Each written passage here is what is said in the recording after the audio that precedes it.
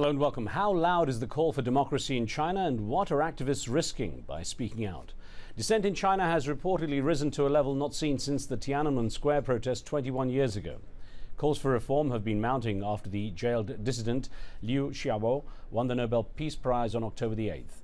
Momentum had already been building prior to this, with Chinese activists and even retired Communist Party officials issuing an appeal calling for full press freedoms, stating that the government's tight grip on the media violates the Chinese constitution. The number of protests, including labor strikes, is already reportedly on the rise. On today's show, we ask, how far can rights activists push the Chinese government for real reform, and could there be a major backlash? Remember, you can call in with your questions and comments. You can send an SMS or an email, and we can include them into the show as well. Joining me to discuss this are Perry Link, one of the West's foremost scholars in China studies. Dr. Link helped Nobel laureate Liu Xiaobo and other Chinese activists translate the Democratic Manifesto Charter 08 into English. He joins us from the University of California at Riverside, where he's also a teacher. And in New York, we have Xiaoqiang, the founder and editor-in-chief of the China Digital Times website. He's a human rights activist and adjunct professor at the University of California at Berkeley's Graduate School of Journalism. Gentlemen, I welcome you both to the show. Our pleasure. Thank you. Thank you. Dr. Link, if I could start with you first and just touch on the issue of the Nobel Prize going to the activist Liu Xiaobo. What's your take on how much that's increased the momentum for a call for reform in China itself? There's no question that it has been powerfully supportive of the so-called dissidents and bloggers and activists who've been struggling, sometimes feeling they're alone in the wilderness. This is tremendously enervating to tremendously satisfying to them that they have this international support, and they're very excited.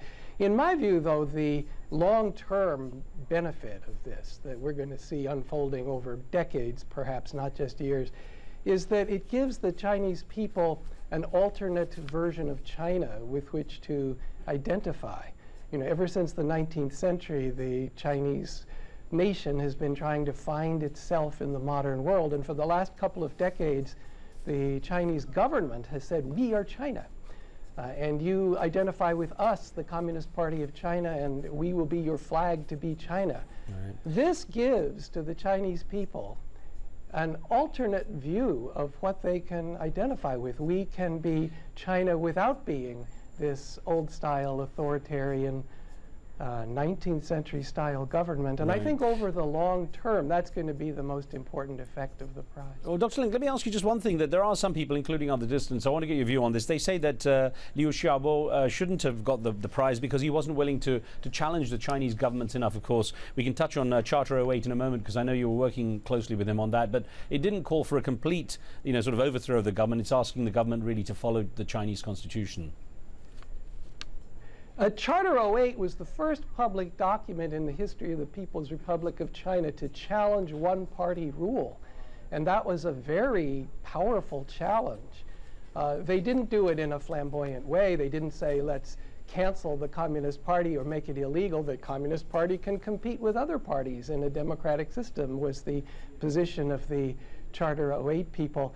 Liu Xiaobo has been criticized, even by some of his friends in the so-called dissident community, for being too gentle, too soft. He is, after all, an advocate of nonviolence, of peace. And when he was arrested, he was quoted as having said in prison that he has no grudge against anyone, even the people who have been oppressing him. And this irritated some of the more radical people in the dissident community. But I don't think that's a big deal. Right. I really don't.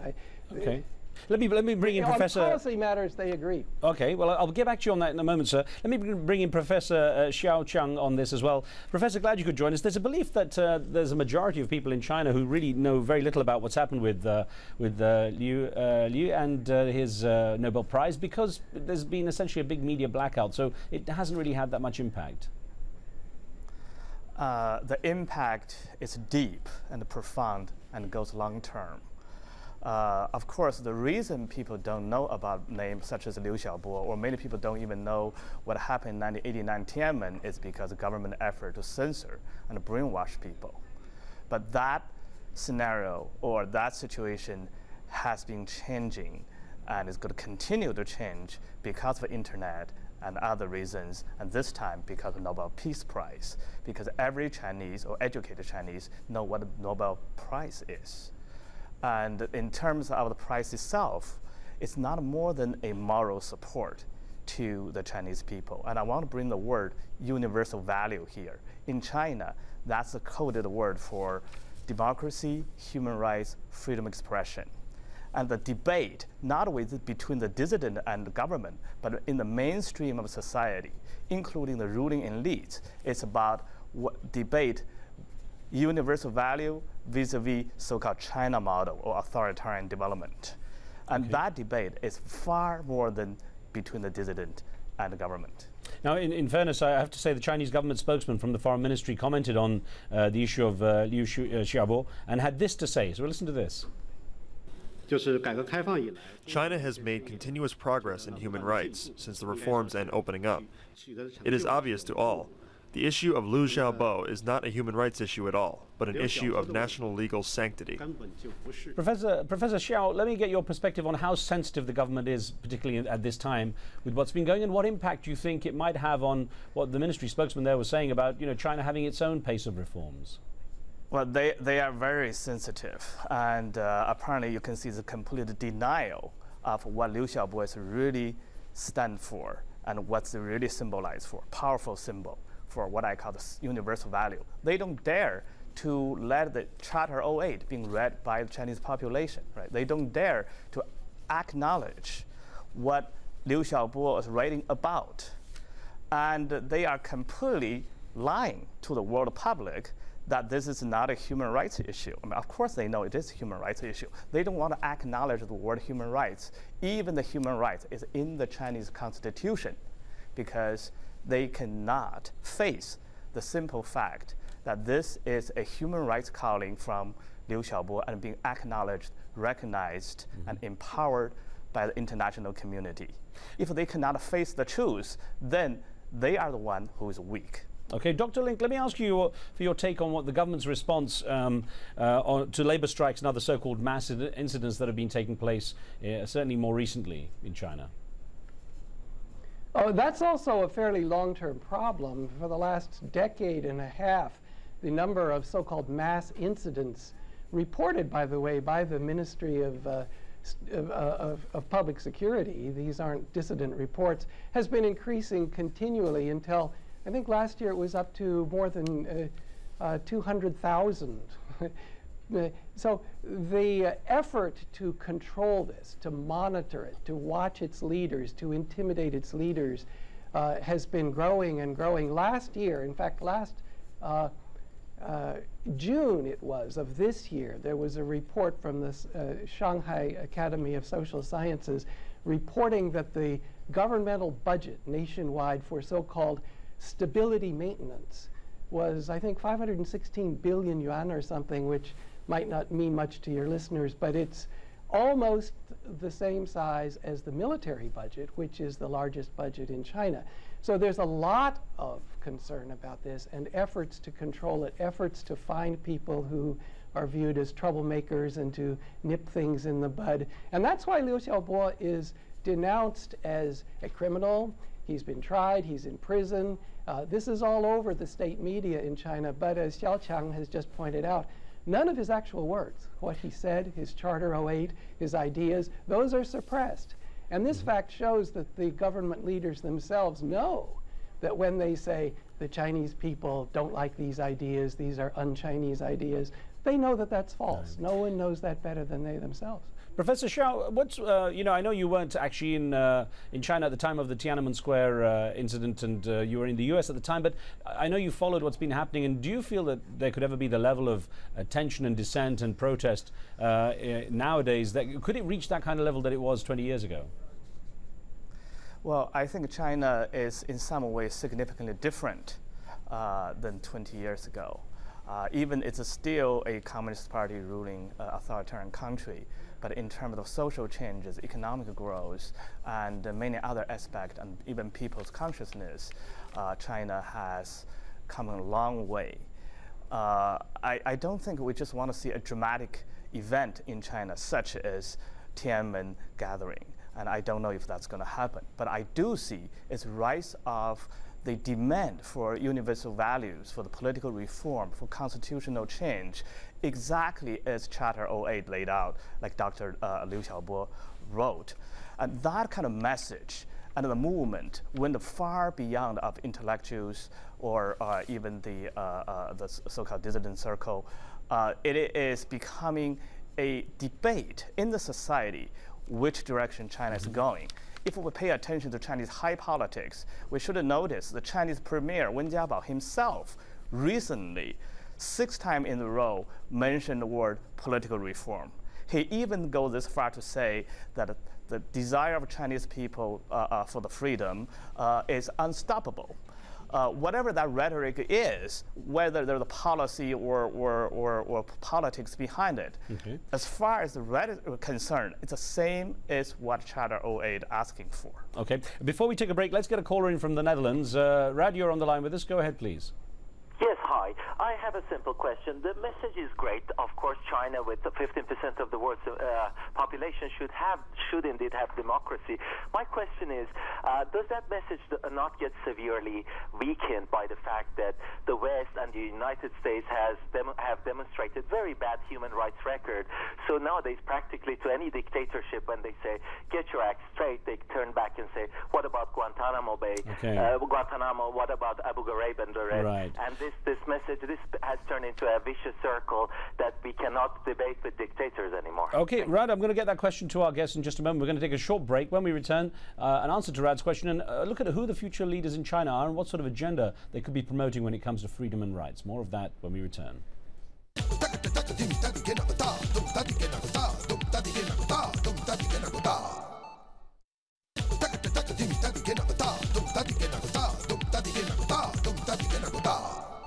Welcome back. We're discussing the prospects for political and social change in China with dissent levels rising once again.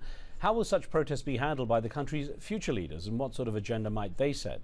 Joining me are Dr. Perry Link, a China scholar and professor at the University of California at Riverside, and Xiao Jiang, editor-in-chief at the China Digital Times, who's joining us from New York. And actually, Dr. Link, if I could put to you that question we had from our viewer in the Netherlands before, who's essentially saying there seems to be a hypocrisy with Western countries demanding human rights be sorted out in China, and yet there are so many issues of breaching those human rights in those countries.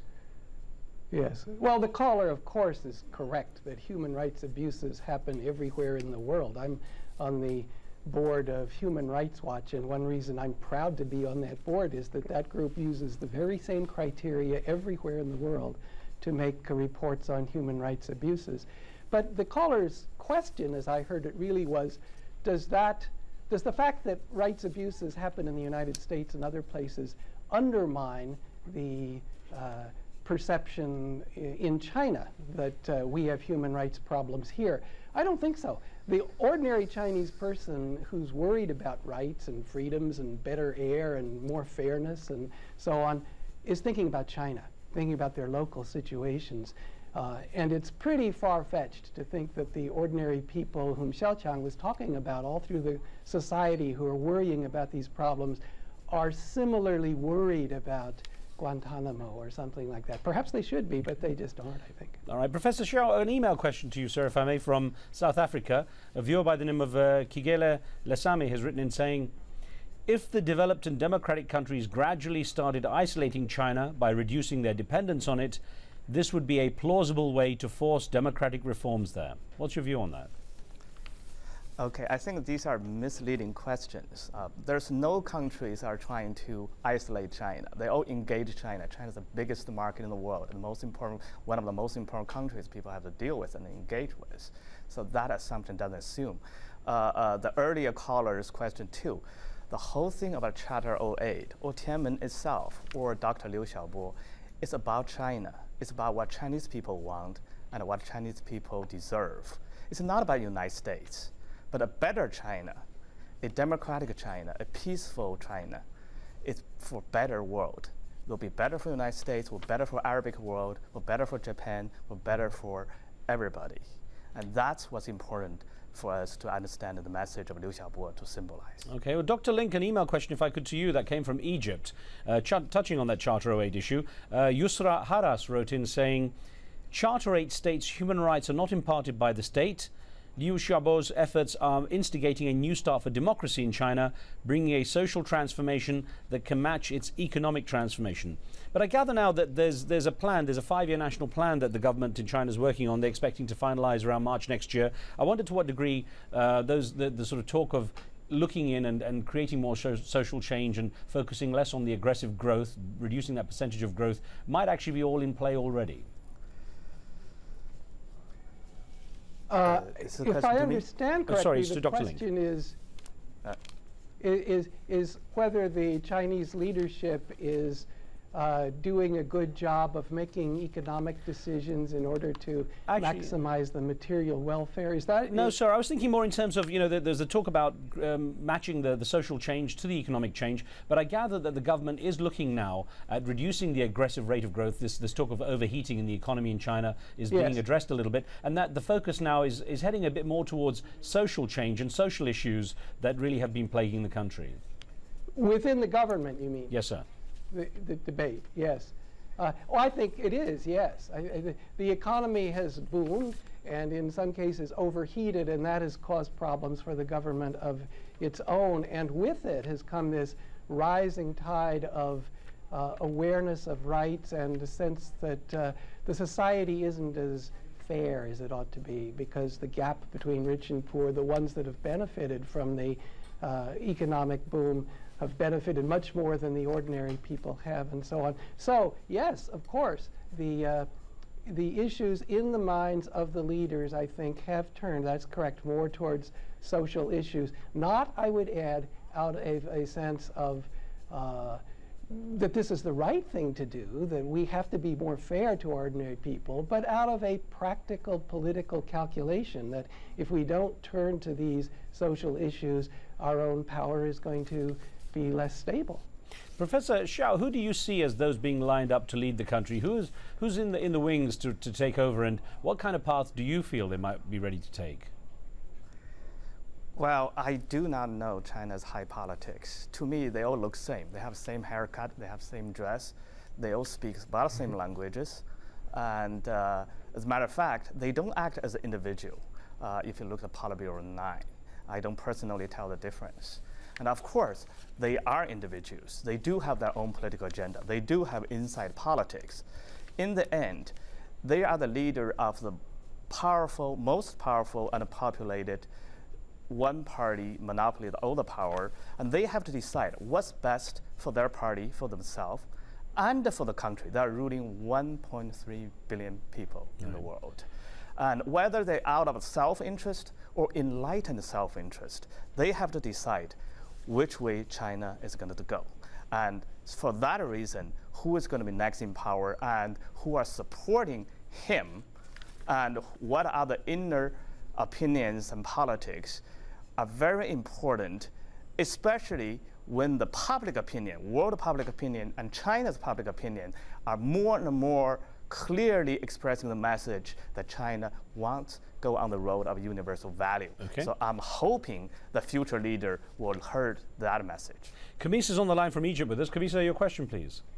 Yes, I do believe that democracy is important, but as an Arab, because one of your guests is talking about if China becomes a democratic country, the Arab world will benefit.